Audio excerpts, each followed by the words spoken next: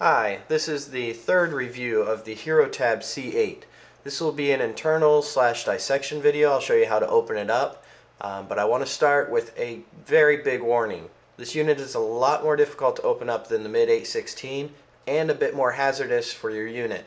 I'll show you why and what happened to me, and also what I plan to do to kind of ease that pain later.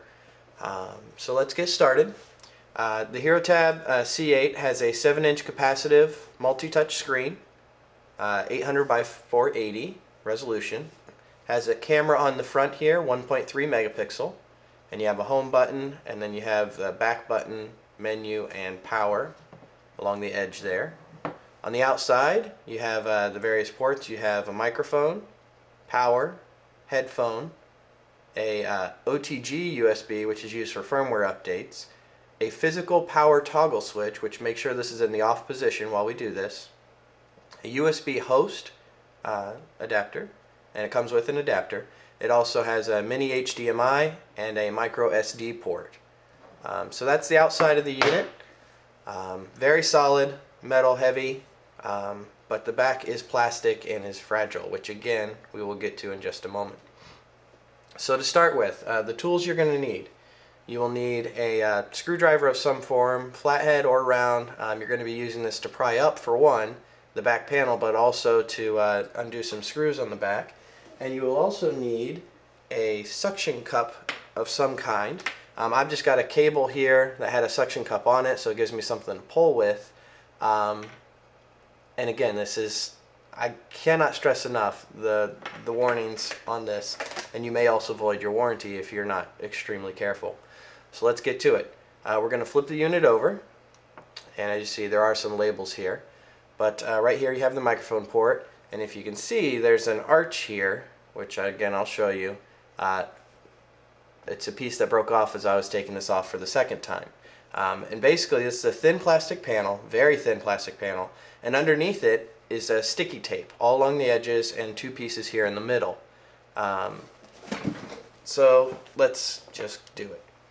You want to start with, take your little suction cup, put it on an edge here, and you will need to pry up on the corner, and as you can see, this piece for me already comes off because I already broke it. So I'm going to set that aside. I plan on super gluing that back together, and then my plan to fix this is I'm going to drill little holes through the plastic where these screws are.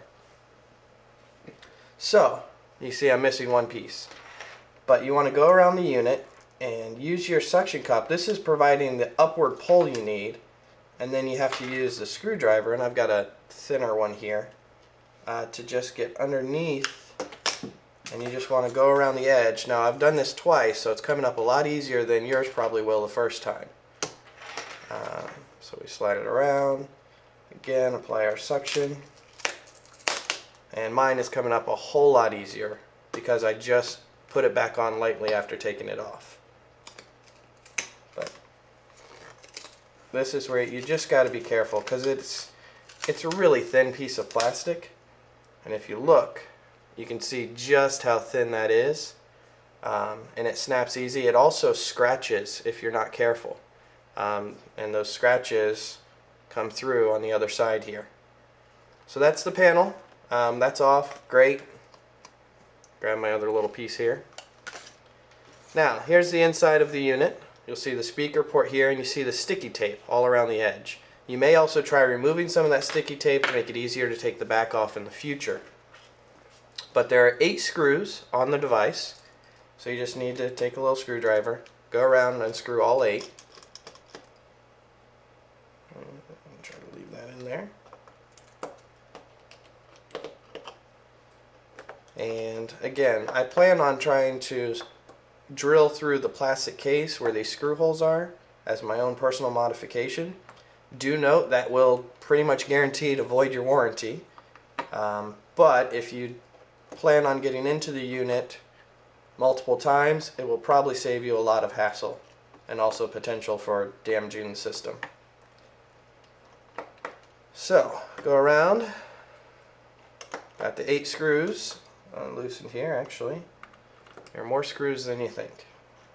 It's only 8, but somehow after, actually, make that 8, 10, 12 screws even, if I could count. Okay, so we got our panel off. Now note, there's wires connected right here, speaker and the Wi-Fi. So when you take this off, don't just rip it off, but flip it over. And you can see that speaker wire and the wireless wire. So I'm just going to flip this around. So here's the inside of the unit, and we'll zoom in here just a little bit. There we go, just so you can see it a little better. So here we have the inside of the unit, and you can see here, yes, we have the wireless, we have the speaker cord, have the battery. The battery is a PTI-01-0022500-RPL555-075P. Quite a long number there. What you need to know, it's listed at 2250 mAh, 7.4 volt, and there's a KA15, may also be part of the model. Looks like it is a dual cell battery pack. On a lot of websites you'll probably see this listed as 4500 mAh, although it does appear to be listed as one solid unit at 2250. I've had good battery life with it, at least 4 to 6 hours, so same as any other tablet. And then over here we have the processor. This is the Samsung. I'll get a little extra light on this to try to help. This is the Samsung S5PV210 AH-A0. It is a 1 GHz processor. Also has the SGX 540 graphics core that you've seen with the comes built in. It's surrounded by 4 chips of RAM. The RAM model is K4T1G164QE HCF7. That was dash HCF7. And it is 512 meg DDR2 800 megahertz because it's 128 times 4. This chip here, this is a NAND flash chip, which I don't think is being used. I think it's just still on there, and that's why it has this little check on it that they're using the internal SD instead. And that model on the NAND flash is K9F2G0 8U0B-PCB0. And over here we have our internal micro SD, which is great. That means you can remove it, you can upgrade it, you can make a backup copy of your image and post it back on. To remove this though, it's not a push and pop. It is a push back the metal casing here, lift it up, and then you can remove your little SD card. And this is a 4 GB class 4 micro SD card that came with it. So I'm just going to put that back in, make sure you line it up. And you can find information on imaging and everything that way, again, on the Slate Droid forum. Now right here beside the micro SD card we have the wireless chip. It is the Atheros AR61026-BH20. It's the same chip that's in the mid-816, also same with the processor, and it's also the same wireless chip that's in the Kindle DX. Along the edge here you have your various ports, starting with the microphone little guy here, the mind blank,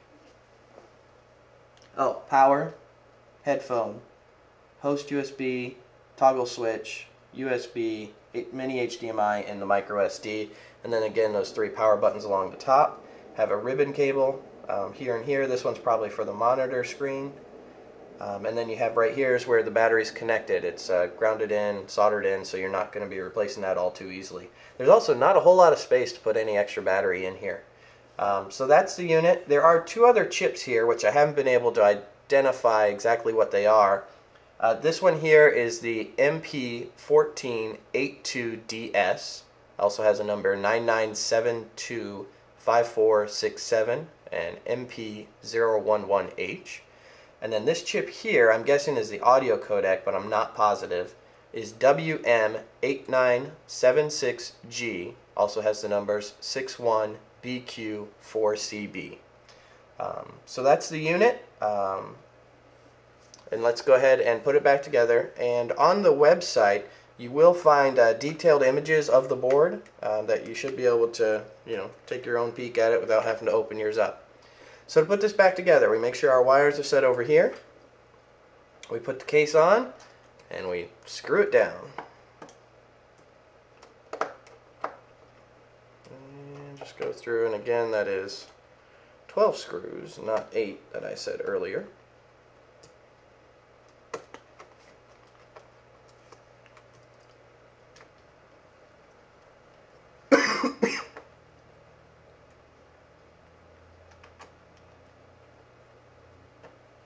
And there are 2 other videos that I've made already, review videos of the unit. One is kind of an overview with the stock firmware. The other is running different applications that I downloaded, some games, and showing how the unit performs. So, I've got 2 more screws here. And voila, our unit is resecured with the main plate. And then what we do is we take our plastic plate here, which again, I broke taking it apart, so do this at your own risk. Make sure to choose the right side to line those up. And you just put it back on here. And get my little piece back in there. And then just push it down onto the sticky tape. Now what you'll need to do is you'll need to go along the edges here and just make sure it's firmly down, because you'll see, you might be able to see right there, it's popped up a little bit, so you just have to push it down and in to get it to actually sit in place. Again, on this side you can really see it popping up there. And let's get my little guy in here. And again, I plan on going through and drilling little holes through the plastic where these screws are, so that way all I have to do is just take my screwdriver, undo it here, here, here without removing this plastic piece. And I'm going to use this little drill bit guy to do it. Again, that will almost certainly void your warranty, so unless you're going to get in here a lot of times, probably you don't need to do that. So once you've got the plastic piece and everything back on, you can flip the unit over.